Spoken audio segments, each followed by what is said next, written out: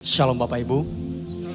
Sekali lagi shalom. Shalom. Kita percaya bisa hadir di tempat ini semua karena anugerah Tuhan, amin. Amin.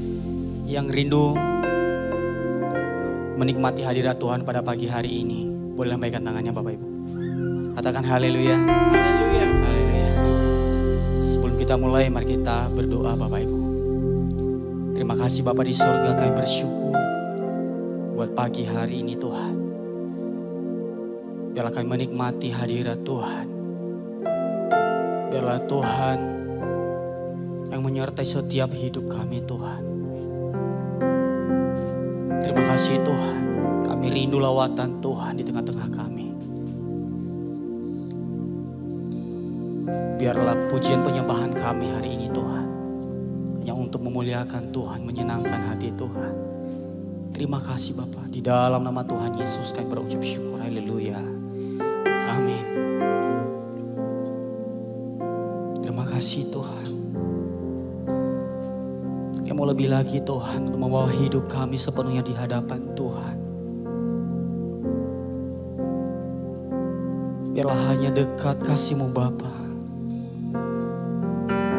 Kami ada, kami tentram. Terima kasih Tuhan. Terima kasih. Mari sembah Tuhan.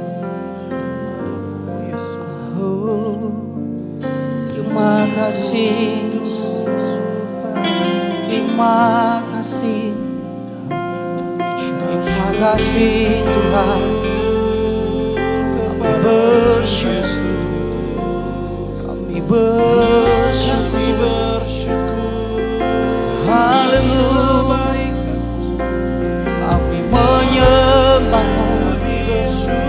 Kami menyembah-Mu, menyenangkan-Mu Tuhan di tempat ini. Haleluya. Yesus kami sembah, Yesus kami sembah dan muliakan. Oh, terima kasih Tuhan.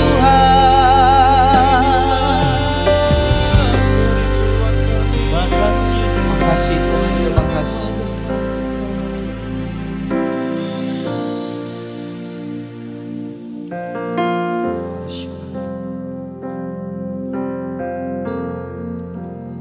Hanya dekat kasih-Mu Bapa, jiwaku pun tenang. Engkau menerimaku dengan sepenuhnya. Walau dunia melihat rupa, namun Kau memandangku sampai kedalaman hatiku.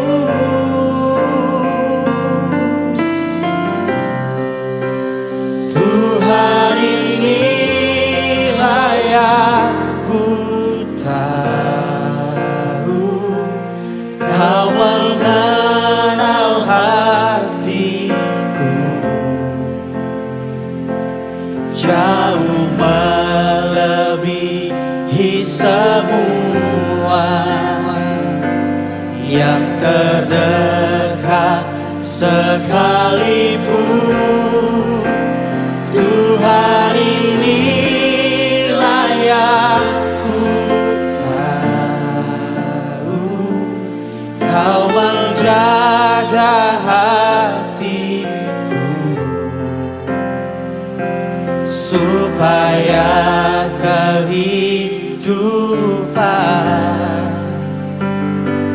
memancar senantiasa. Kemuliaan terbaik buat Tuhan kita. Haleluya. Ya dekat kasih-Mu Bapa, jiwaku pun tenang. Engkau menerimaku Tuhan, Engkau menerimaku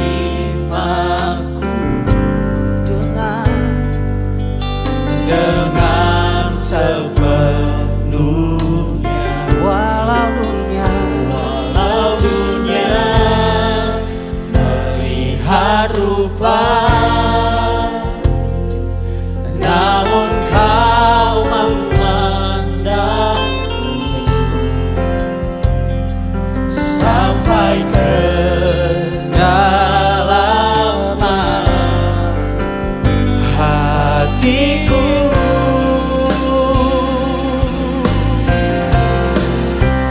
Tuhan, inilah yang ku tahu, kau mengenal hatiku jauh melebihi semua yang terdekat sekali. Tuhan, Tuhan, inilah yang ku tahu, kau menjaga hatiku supaya kehidupan memancar senantiasa. Tuhan, inilah yang ku tahu, kau mengenal hatiku jauh melebihi semua yang terdekat sekalipun. Tuhan, inilah yang ku tahu, kau menjaga hatiku supaya kehidupan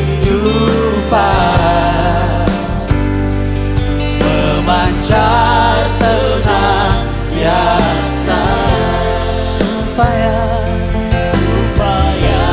kehidupan memancar senantiasa, supaya kehidupan memancar senantiasa.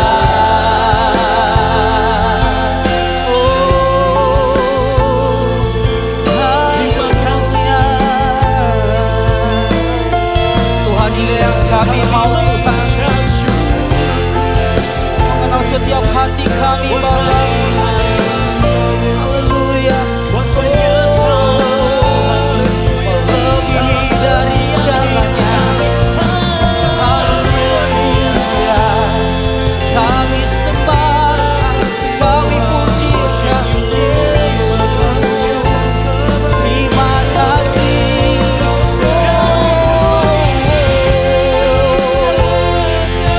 Setelah hati kami Tuhan tertuju kepadamu, biarlah hidup kami Tuhan Yesus hanya untuk Tuhan. Kami persembahkan hidup kami, kami sembah Engkau Tuhan. Lebih dalam lagi kami sembahkan. Terima kasih Tuhan. Haleluya. Terima kasih. Kami bersyukur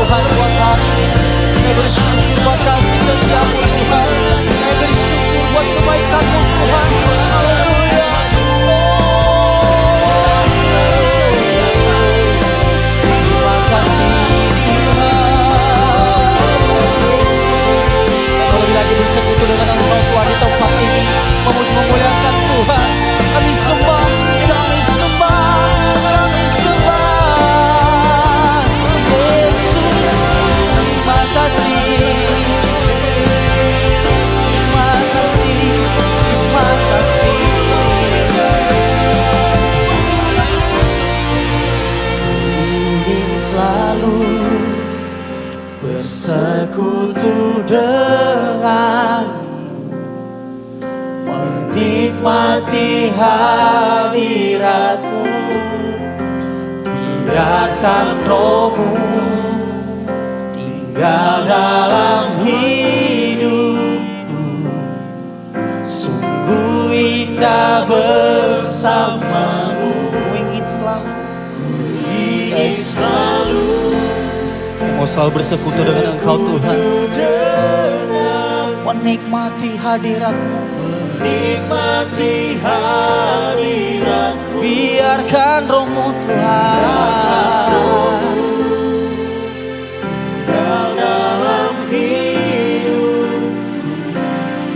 Sungguh indah bersamamu selamanya. Saya mau jemaat untuk bangkit berdiri, berikan kemuliaan terbaik buat Tuhan kita.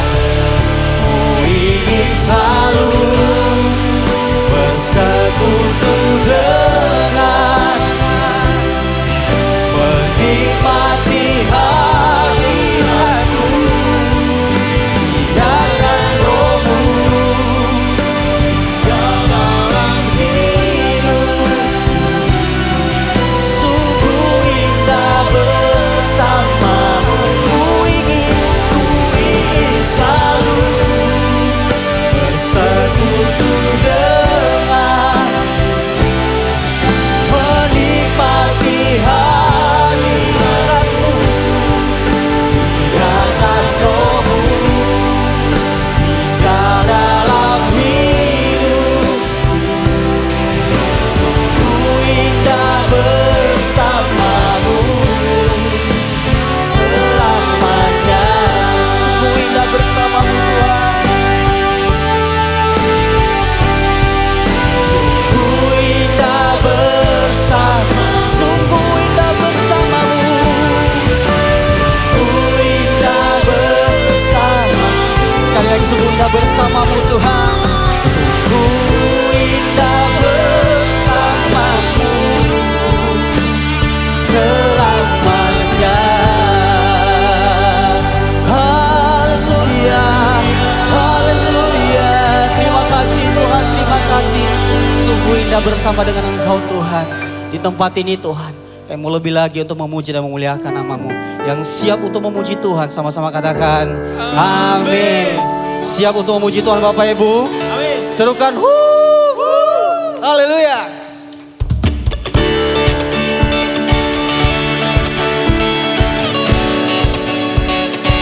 Kami hanyalah untuk Tuhan di tempat ini. Kami siap memuji Engkau Tuhan. Engkau Allah kami yang agung besar. Oh, Yesus. Ajar kami berdiam Tuhan, bersekutu dengan Tuhan. Sama-sama katakan di hadapan Tuhan. Ajarku berdiam dekat di hatimu, yeah. Di saat ku berpaling, temukan cintamu. Haleluya. Di sana ku menanti, bawaku lagi bersekutu dalam damai yang sejati. Oh, oh, oh, ku dapat hadirmu. Sekali lagi. Oh, inilah hidupku, hidupku, hidupku hanyalah untukmu. Segenap hatiku kagum akan kebaikanmu. Nafasku, nafasku menceritakan kasih-Mu. Ajarku berdiam dekat di hati-Mu. Haleluya.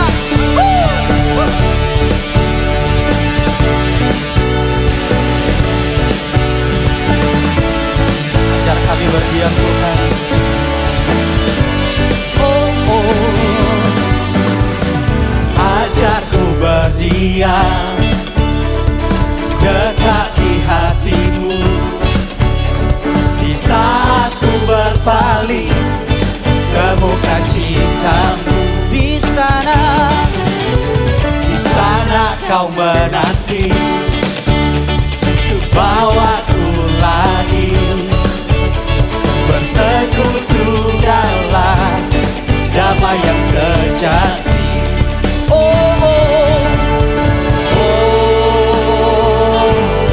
Ku dapat itu.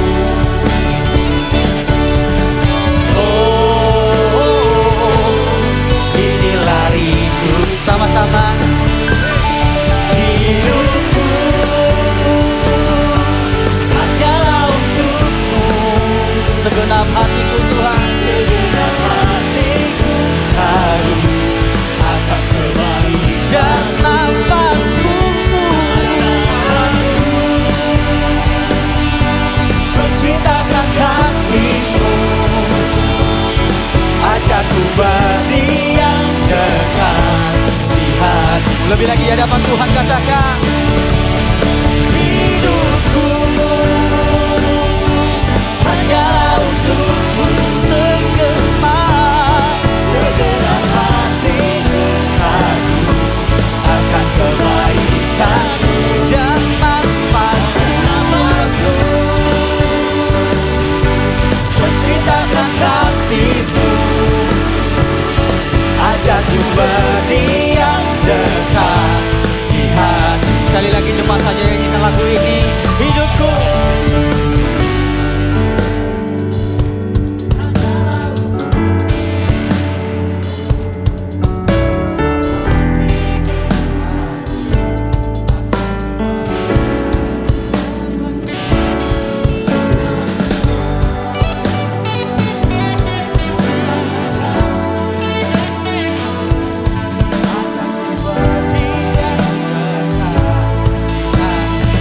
katakan, haleluya. Hidupku hanyalah untukmu, segenap hati aku akan kebaikanmu. Dan nafasku menceritakan kasihmu. Ajak ku berdiam dekat di hatimu. Ajak kami berdiam dekat di hatimu Tuhan. Ajak ku berdiam dekat di hatimu. Ajak ku berdiam dekat di hatimu.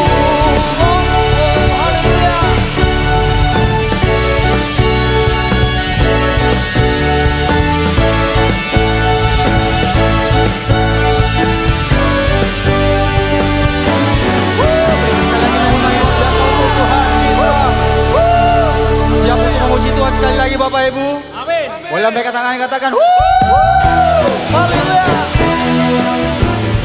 Sudah makin kami tertuju kepadamu Tuhan di tempat ini. Sama-sama. Segenap langkah kami tertuju, berlari dari segala penjuru, mendekat kepada Sang Penebus, dapati sinar terang yang kudus. Segala ikatan telah terbuka, dan setiap dosa telah kau hancurkan. Karena hanya kau Sang Penebus, sucikan dengan cahaya terangmu. Oh Yesus, kau berkuasa untuk selama. Sama-sama.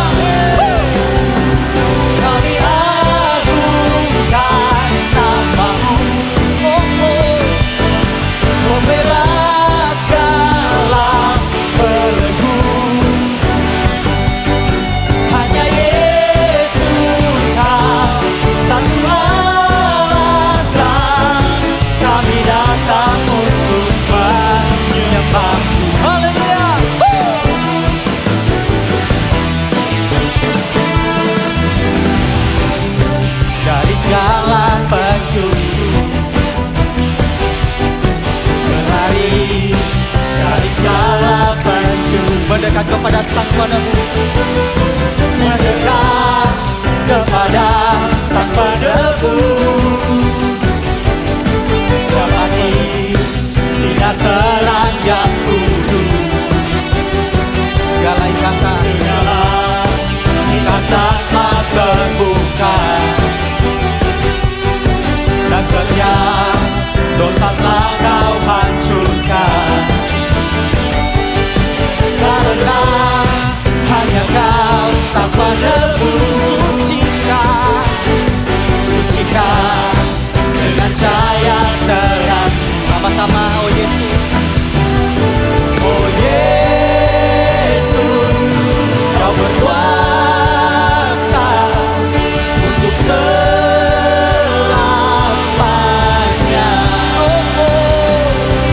Kami agungkan nama-Mu, pembebas segala belenggu.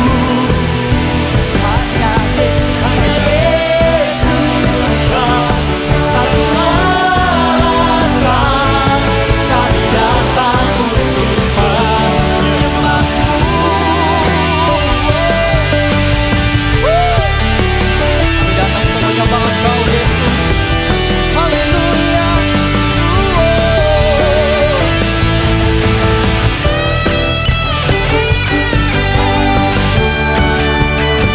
Yesus, Engkau yang berkuasa selamanya.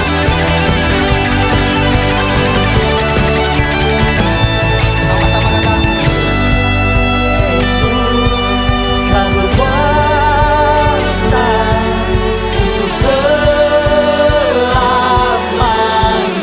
Oh Yesus, oh Yesus, Kau berkuasa untuk selamanya. Sekali lagi katakan,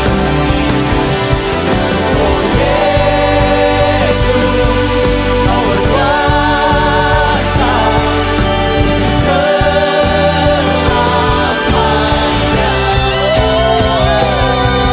Kami agungkan nama-Mu, pembebas segala belenggu.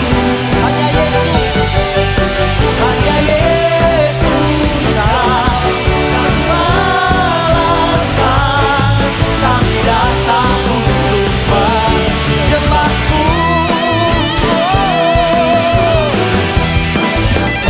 Haleluya, beri kemuliaan terbaik buat Tuhan kita. Silakan duduk Bapak Ibu.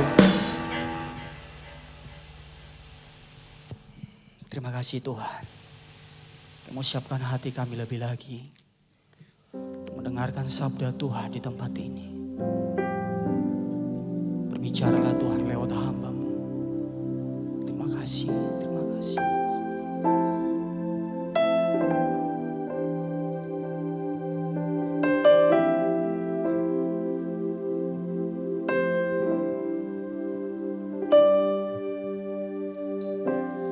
Ku berdiam di kaki-Mu, masuki hadirat-Mu. Ku lihat kemuliaan-Mu, ku mencari wajah-Mu.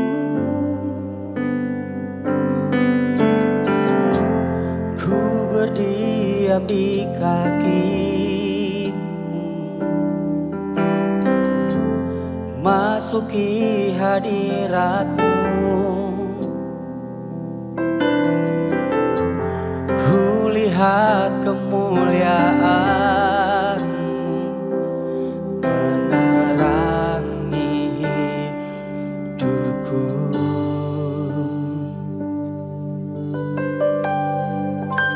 Segala yang ku ingini ku temukan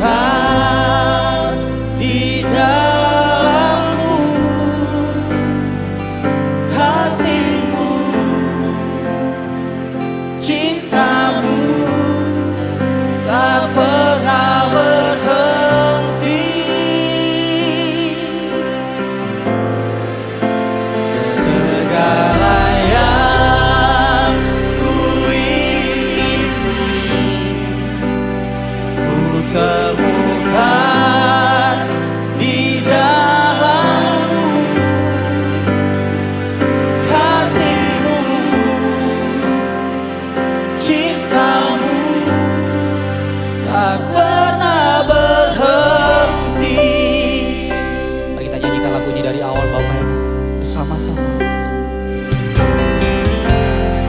Ku berdiam di kaki-Mu, masuki hadirat-Mu. Kulihat kemuliaan-Mu, ku mencari wajah-Mu. Ku berdiam di kaki-Mu, masuki hadirat-Mu. Kulihat kemuliaan-Mu, menerangi hidupku. Segala yang ku ingini, ku temukan di dalam-Mu. Kasih-Mu, cinta-Mu tak pernah berhenti. Segala yang ku ingini, ku temukan di dalam-Mu. Kasih-Mu, cinta-Mu tak pernah berhenti. Lebih lagi di hadapan Tuhan, saya sudah semakin bangun berdiri bersama-sama. Segala yang ku ingini, ku temukan di dalam-Mu. Kasih-Mu,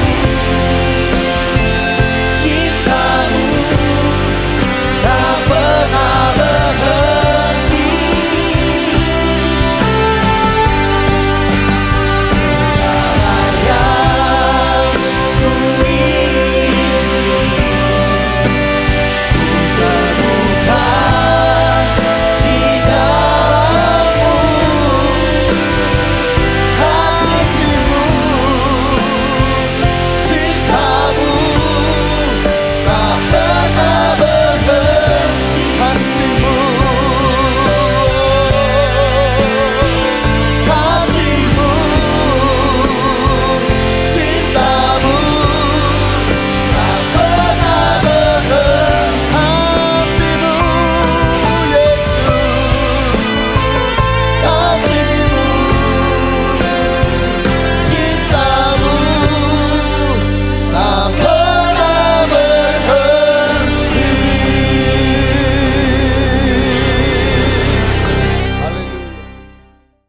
Shalom jemaat yang dikasih Tuhan, senang sekali saya Pendeta Rubin Andi Abraham bisa menjumpai Anda dalam ibadah ini. Dan hari ini saya akan menyampaikan firman dengan judul Pembaruan Pikiran. Mari kita baca Roma 12 ayat yang kedua yang berbunyi, janganlah kamu menjadi serupa dengan dunia ini, tetapi berubahlah oleh pembaruan budimu, sehingga kamu dapat membedakan manakah kehendak Allah, apa yang baik, yang berkenan kepada Allah, dan yang sempurna. Saudara, pikiran adalah hal yang sangat penting dalam kehidupan kita. Seorang kaisar Romawi yang bernama Marcus Aurelius pernah berkata, kehidupan seseorang dibentuk dari jalan pikirannya. Seorang penulis bernama Norman Vincent Peale berkata, rubahlah pikiranmu dan engkau akan bisa mengubah dunia yang ada di sekelilingmu. Dalam Amsal 23 ayat yang ke-7a, firman Allah berkata, sebab seperti orang membuat perhitungan dalam dirinya sendiri, demikianlah ia. Dalam bahasa Inggris dikatakan, as a man think in his heart, so is he. Berarti kita akan menjadi seperti apa yang kita pikirkan. Kalau saudara selalu bilang, saya gagal, saya sial, saya tidak akan berhasil. Wah, itu akan menerkam kehidupan kita. Tetapi kalau saudara berkata, aku diberkati Tuhan, aku tidak lagi hidup di bawah kutuk, aku hidup di bawah kasih karunia, maka perkara-perkara yang baik Tuhan akan berikan kepada kita. Alkitab berkata, jadilah menurut imanmu.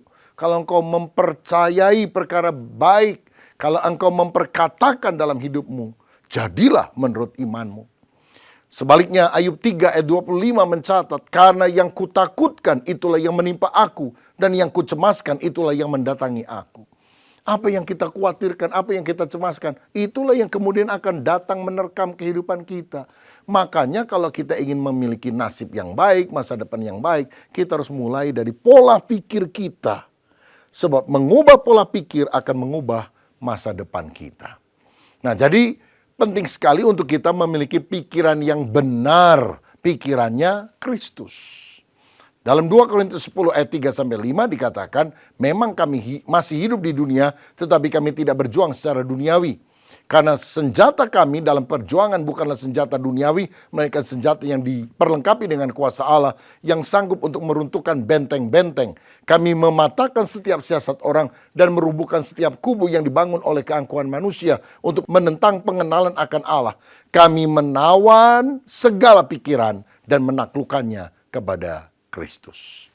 Ada banyak orang yang dalam pikirannya itu ada benteng-benteng yang kuat, yang menolak pengenalan akan Kristus.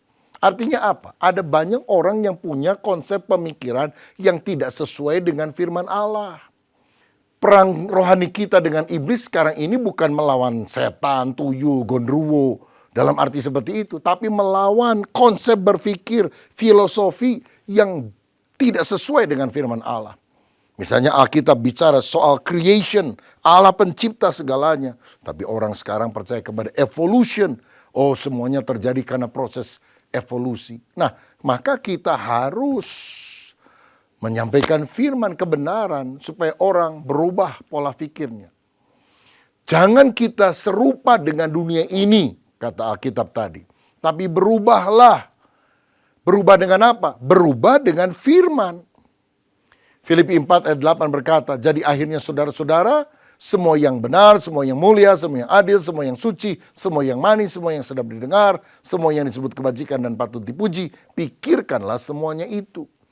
Kalau kita membaca Alkitab, semua yang benar, semua yang baik ada dalam benak kita, ada dalam hati dan pikiran kita. Dan itu yang akan mengubah masa depan kita.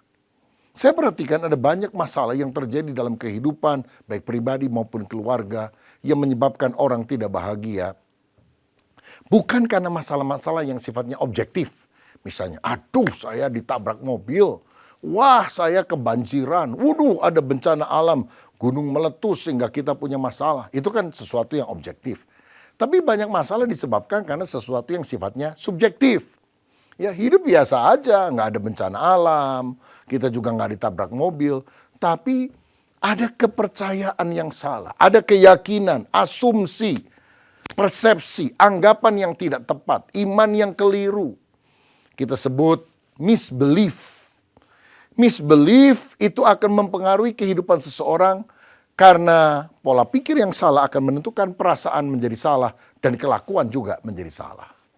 Saya ambil contoh begini. Katakan ada seorang ibu yang namanya Lucy. Ibu dia punya suami, jadi bapaknya itu pernah nyeleweng. Lalu ibunya itu cerita sama Lucy ini, hati-hati loh, laki-laki nggak bisa dipercaya. Maka tertanam pola pikir dalam Lucy ini, laki-laki tidak bisa dipercaya, laki-laki suka nyeleweng. Dia suka curiga, cemburuan kepada suaminya. Kalau suaminya telat aja pulang rumah, ditanyain terus, diteleponin, di WA-in. Di mana mas? Suaminya jawab, OTW, on the way. 20 menit kemudian belum datang lagi, ditanya lagi, di mana? OTW, ojo takon wae. Jangan nanya terus katanya. Sampai suaminya juga kesel saudara. Kalau pulang ke rumah, dicium-cium baunya. Jangan-jangan ada parfum wanita misalnya. Lah ini kan sesuatu yang disebabkan karena persepsi yang keliru. Pola pikirnya yang harus dirubah. Kalau tidak, itu akan merugikan dia.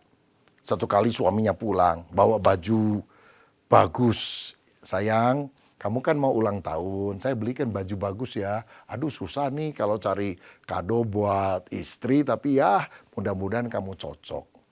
Begitu baju itu dilihat, si istri bilang, loh ini kok mirip selera pacar kamu yang dulu ya. Oh, berarti kamu masih ingat sama pacar kamu yang dulu. Suruh saya pakai baju seperti ini ya.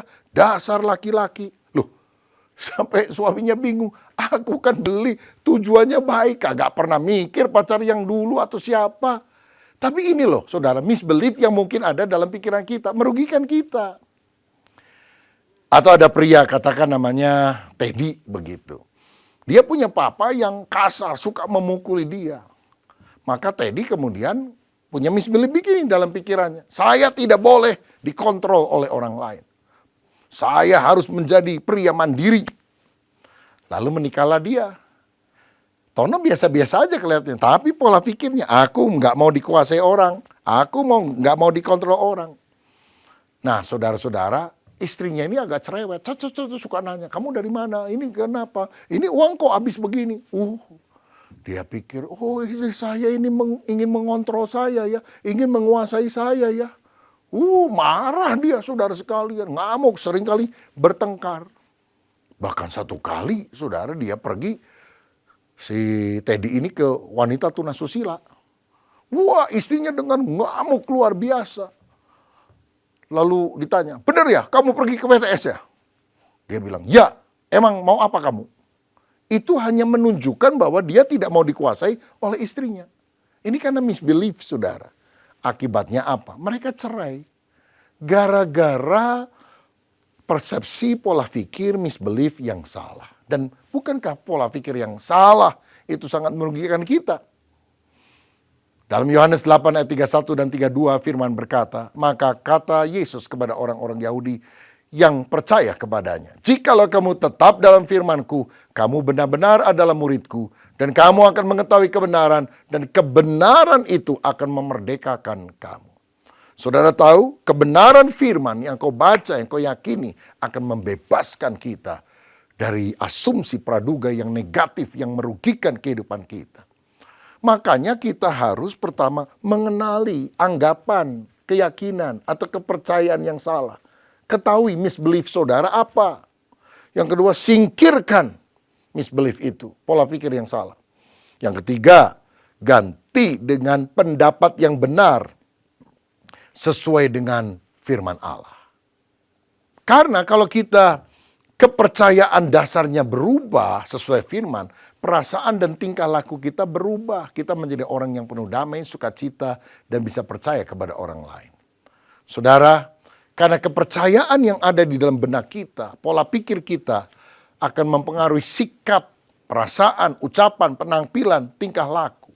Nah, sekarang saya ambil beberapa contoh ya, misbelief atau kepercayaan keliru yang tidak cocok dengan firman Tuhan. Barangkali saudara juga ada pemikiran itu. Yang pertama adalah misbelief yang berkaitan dengan diri sendiri.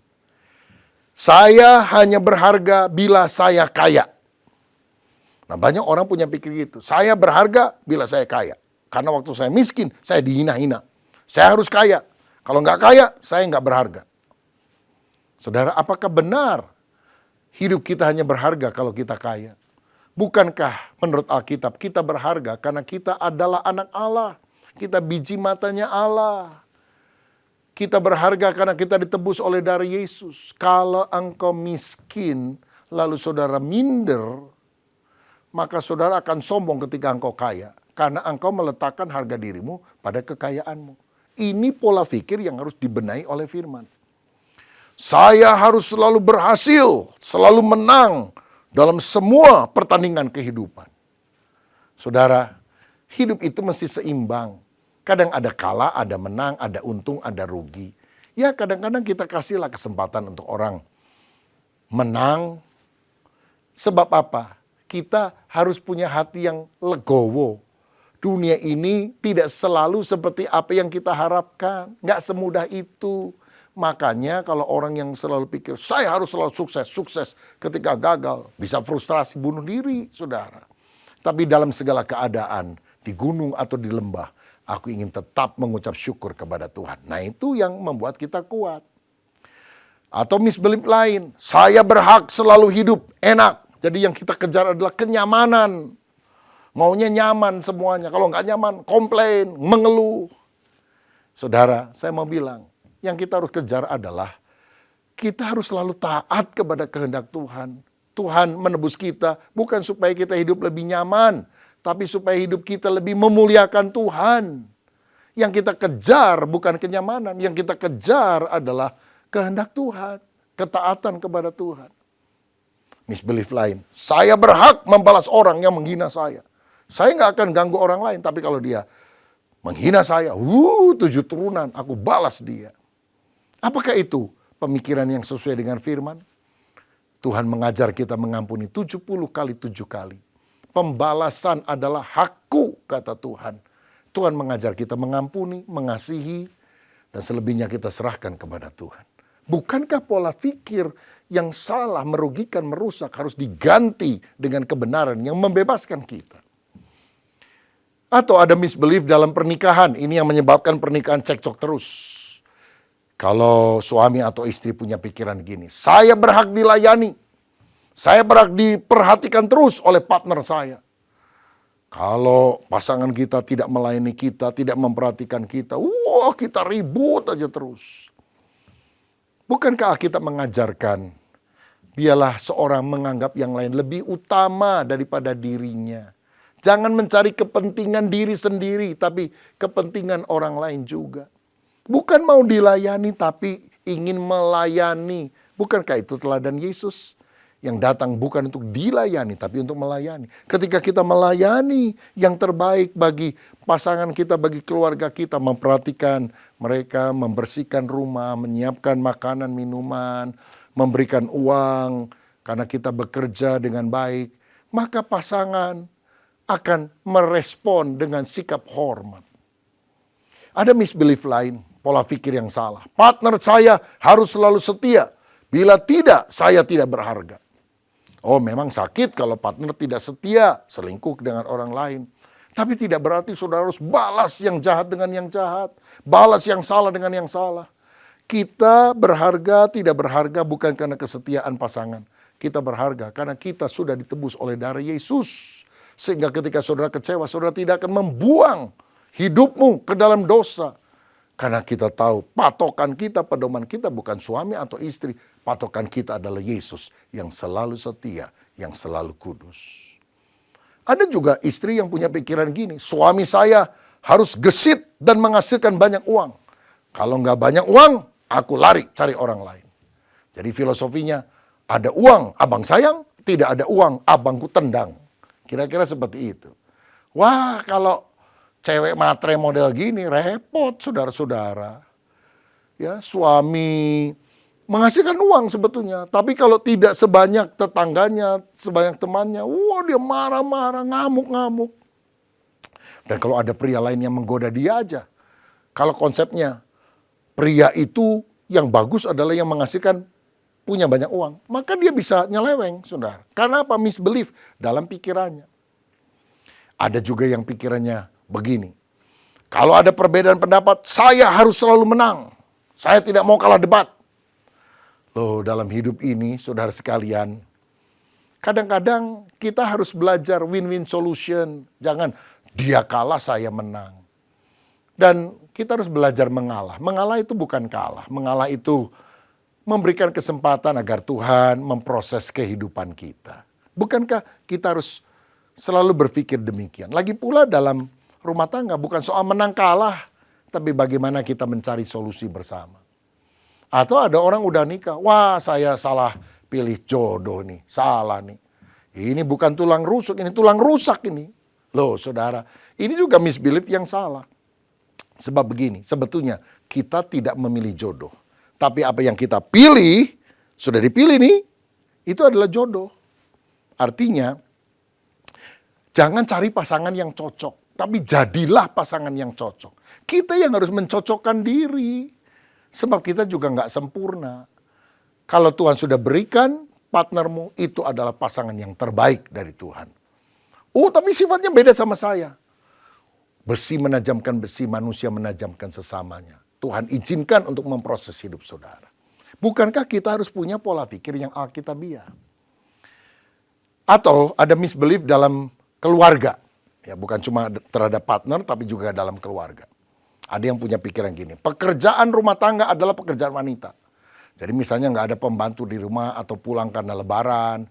Oh, istri kecapean, anak-anak masih kecil harus dimandikan, dikasih makan. Oh, rumah berantakan. Suami cuma nonton TV, main game. Pap, tolong dong, saya capek. Itu urusan perempuan itu, jangan minta-minta saya. Wah, ini kan misbelief, saudara. Bukankah di dalam keluarga kita harus saling tolong-menolong, tidak ada pekerjaan yang hina, tapi kita harus saling membantu satu dengan yang lain. Atau ada yang punya pikiran gini, saya gagal bila anak saya tidak ranking 1 di sekolah. Makanya kalau ada ulangan, maka ibunya yang cari soal bocoran dari sana sini, berani bayar mahal supaya anaknya bisa juara begitu. Ini kan keliru, saudara. Membuat anaknya tidak jujur karena hal tersebut. Dan anak saudara tidak ranking 1 juga nggak apa-apa. Nggak jadi masalah. Harga diri kita kan bukan karena ranking. Ada banyak orang yang ranking 1 hidupnya nggak berhasil. Tapi yang penting dia mengalami pertumbuhan dalam segala hal. Saudara, ada yang bilang, saya harus bekerja keras dan tidak kenal waktu. Karena saya cinta kepada keluarga. Itu misbelief juga. Dia banting tulang peras keringat supaya capai duit. Anak-anaknya istrinya bilang, nggak ada waktu buat saya. Papa nggak cinta saya. Papa nggak peduli sama saya. Loh, aku ini kerja kan cari uang untuk kamu. Ribut keluarga. Apa yang kita harus lakukan? Miliki kehidupan yang seimbang. Karena cinta itu tidak harus melulu karena masalah uang. Tapi perhatian, waktu, dan sebagainya. Saudara-saudara, misbelief semacam ini yang harus diubah melalui pemberitaan firman Tuhan. Sehingga kita punya iman, keyakinan yang benar. Sayang kadang-kadang ada hamba Tuhan juga punya misbelief yang tidak benar, saudara. Nah, saudara sekalian, jadi ada banyak pola pikir yang tidak tepat yang kita harus luruskan dengan firman. Dan saya mau bilang, kalau kita mau bahagia, kita harus punya pola pikir yang benar seperti ini. Ini menjadi dasar. Kristus cukup untuk saya. Kristus cukup untuk kebahagiaan saya. Dasar dari semua misbelief pada hakikatnya adalah mesti ada hal-hal lain di luar Yesus Kristus yang perlu untuk membahagiakan saya. Jadi Kristus saja tidak cukup. Kristus plus titik baru saya bahagia. Artinya saya baru bahagia kalau saya percaya Yesus, tapi saya juga punya pasangan yang setia. Saya percaya Yesus tapi uang saya banyak. Percaya Yesus tapi punya mobil mewah. Percaya Yesus tapi punya rumah besar. Percaya Yesus tapi sehat. Percaya Yesus tapi dihormati juga oleh orang di sekitar. Percaya Yesus tapi punya anak. Punya gelar. Punya kedudukan tinggi. Punya penampilan yang baik. Jadi kalau saya percaya Yesus tapi uang tidak banyak, saya nggak bahagia. Nggak punya rumah atau mobil bagus, saya nggak bahagia. Nggak punya gelar, kedudukan tinggi, nggak punya anak. Saya ceraikan pasangan saya itu gara-gara nggak punya anak. Tuhan kejam karena saya tidak punya kedudukan tinggi. Nah ini kan misbelief semuanya. Saya mau bilang semakin banyak tambahan-tambahan di belakang Yesus yang harus kita miliki untuk kita berbahagia, semakin kita tidak bahagia.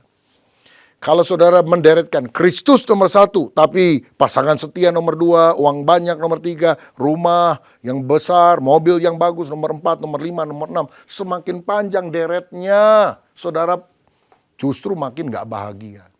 Bagaimana supaya kita lebih bahagia? Kristus cukup, artinya walaupun aku gak punya anak, kalau aku diselamatkan oleh Yesus, aku beriman kepada Yesus, aku bahagia, aku anak Allah, aku dijamin masuk sorga.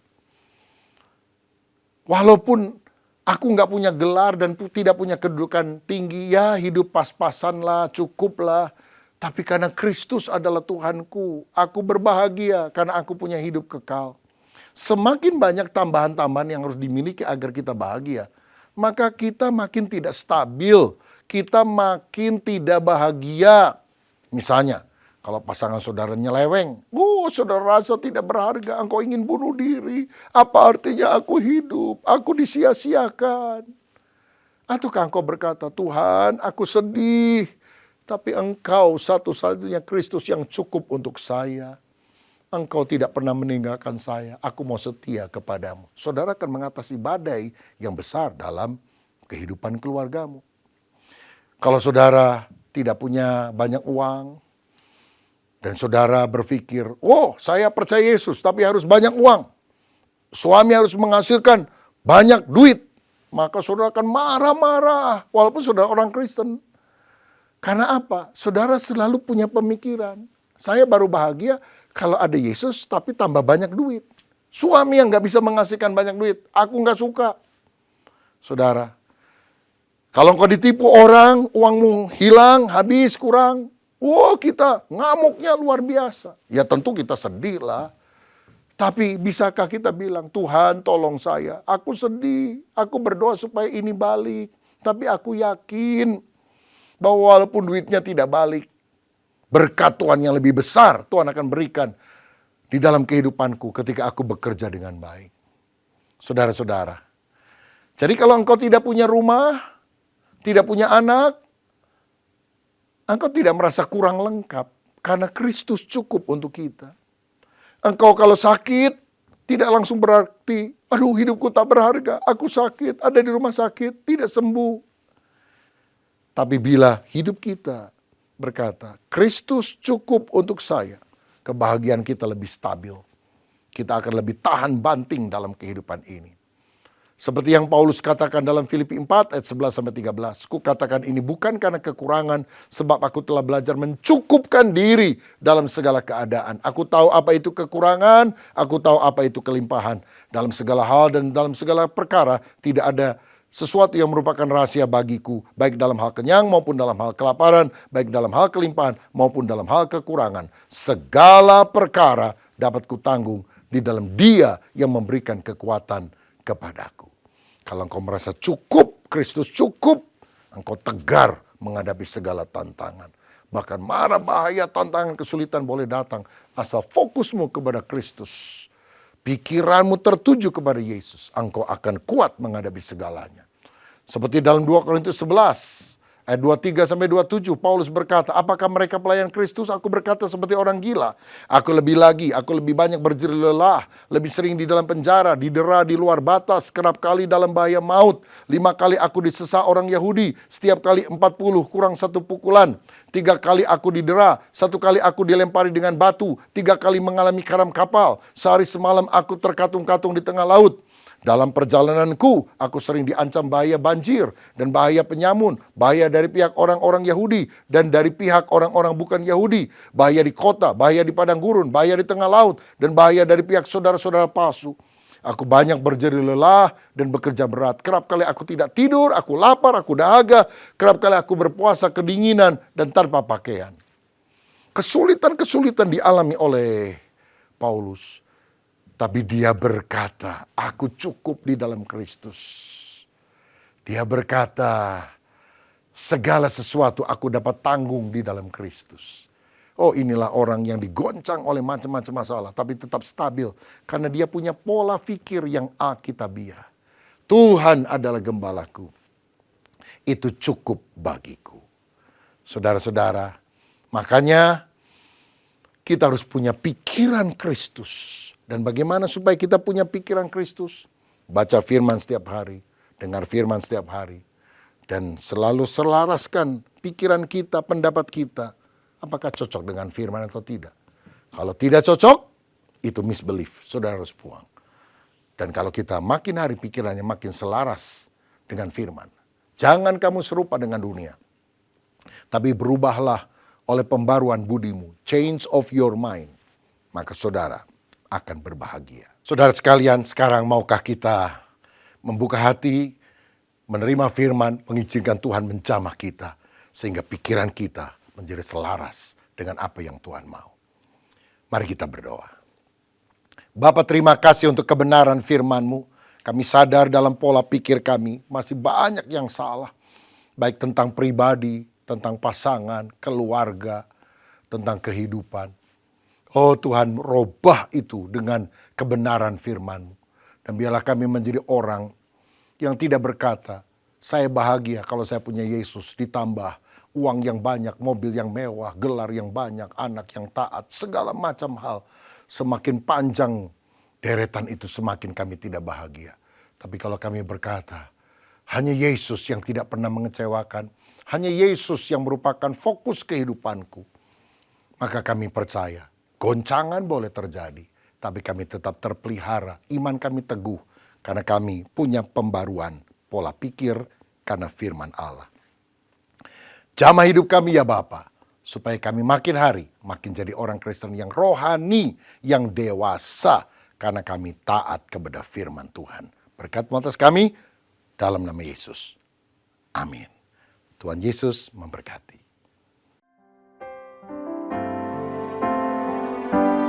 Ku yakin saat kau berfirman, ku menang saat kau bertindak. Hidupku hanya ditentukan oleh perkataanmu. Amin. Ku aman karena kau menjaga, ku kuat karena kau menopang. Hidupku hanya ditentukan oleh kuasa-Mu. Amin. Bagi Tuhan tak ada yang mustahil. Bagi Tuhan tak ada yang tak mungkin. Mujizatnya disediakan bagiku, ku diangkat dan dipulihkannya. Saudara sekalian, saat ini kita akan menerima perjamuan kudus. Alkitab berkata, sebab apa yang telah kuteruskan kepadamu telah aku terima dari Tuhan, yaitu bahwa Tuhan Yesus pada malam waktu ia diserahkan, mengambil roti dan sesudah itu ia mengucap syukur atasnya. Ia memecah-mecahkannya dan berkata, inilah tubuhku yang diserahkan bagi kamu, perbuatlah ini menjadi peringatan akan aku. Mari kita siapkan roti di tangan kanan kita.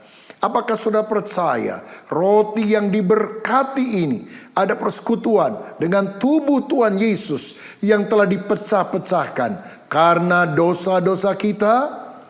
Amin. Mari kita makan dalam nama Tuhan Yesus Kristus.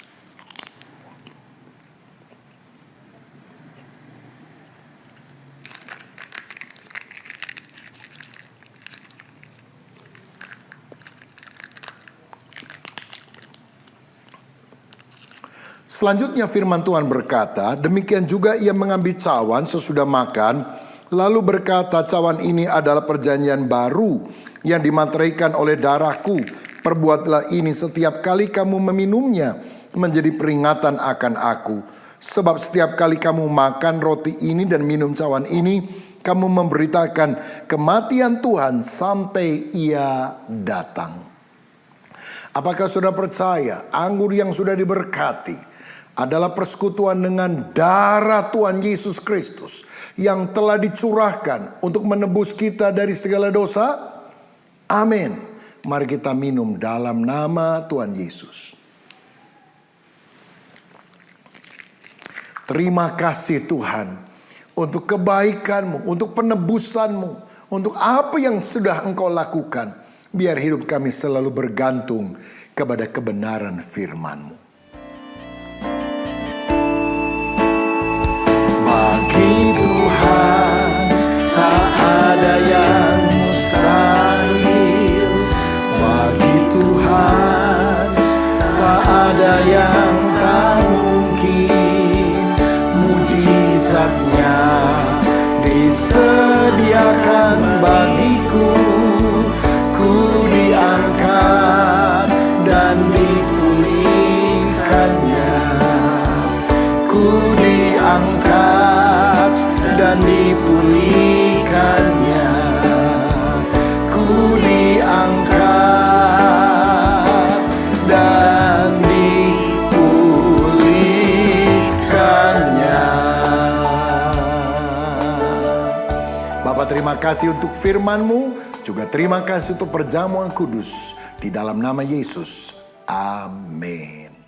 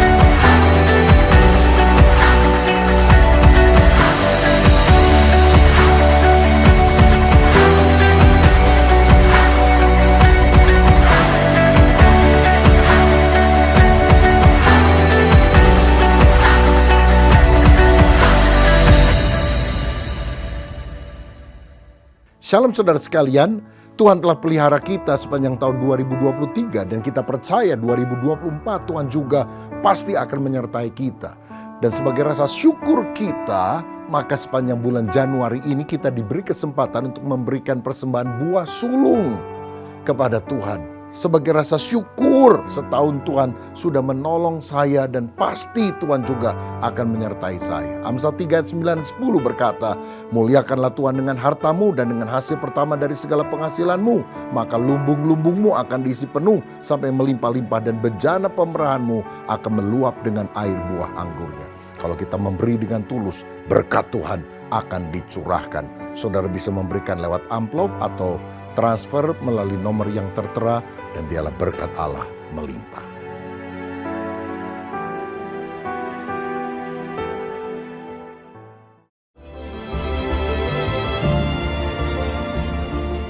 Shalom saudara sekalian, sebagai orang yang sudah diselamatkan karena percaya kepada Yesus, kita juga harus memiliki tindakan iman. Karena iman tanpa perbuatan pada hakikatnya adalah mati. Jadi kalau engkau sudah percaya, saudara harus dibaptis, saudara perlu beribadah dengan rajin, melayani Tuhan, bersaksi. Hati yang bertobat, Tuhan yang lihat, tapi buah pertobatan harus bisa dilihat oleh orang lain. Kemarahan diganti dengan pengampunan, dengan kasih, sukacita, damai sejahtera. Dan kalau saudara memiliki tantangan dalam kehidupan, belajarlah melangkah dengan iman. Seperti orang Israel sebelum masuk tanah perjanjian dihadang oleh sungai Yordan yang sedang banjir. Tetapi Tuhan memberikan petunjuk, tabut perjanjian ada di depan, diangkut oleh para imam. Dan ketika mereka berjalan, sungai Yordan terbelah menjadi dua dan mereka masuk pada tanah perjanjian. Saudara, melangkahlah dengan iman.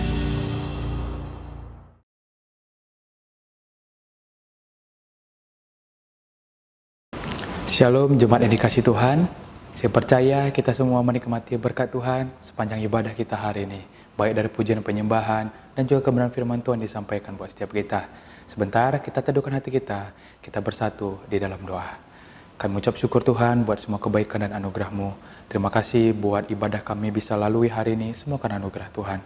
Memberkati setiap hamba-hamba-Mu yang mengambil bagian dalam pelayanan untuk memberkati, untuk menolong mereka, memampukan mereka menikmati perjalanan kehidupan bersama Tuhan. Berdoa juga secara khusus buat pemimpin rohani kami, buat Om Julius, Pak Rubin, Pak Suito, Om Sur. Kami serahkan mereka dalam tangan Tuhan. Biar penyertaan dan kasih setia Tuhan memampukan mereka memimpin setiap kami umat Tuhan untuk tetap teguh dan percaya hanya kepada Tuhan. Berdoa secara sungguh buat jemaat Tuhan yang hari-hari ini Tuhan mengalami kesulitan, Tuhan berikan kekuatan, iman yang teguh, sebab pengharapan kami hanya di dalam Tuhan. Berdoa juga Tuhan secara khusus buat pemimpin bangsa negara kami, berikan hikmat, kekuatan yang datangnya daripada Tuhan untuk menghadapi tantangan kehidupan sepanjang hari ini, biar Tuhan menolong dan memampukan. Dan sebentar kami akan menerima berkat daripada Tuhan untuk menolong dan memampukan dan menikmati berkat-berkat Tuhan. Di dalam nama Tuhan Yesus kami berdoa. Saudara, angkat tanganmu, angkat hatimu, dan terimalah berkat Tuhan. Biar berkat daripada Allah Bapa, kasih daripada Tuhan Yesus Kristus, persekutuan dan penghiburan dari Roh yang Kudus, biar itu tinggal di dalam hidup saudara dan saya. Sehingga kita boleh tetap hidup dengan kuat, tetap beriman, dan tetap setia kepada Tuhan. Biar berkat ini turun atas kita semua, mulai dari saat ini, bahkan sampai selama-lamanya. Yang percaya bersama-sama kita katakan, amin. Tuhan memberkati. Salam sehati.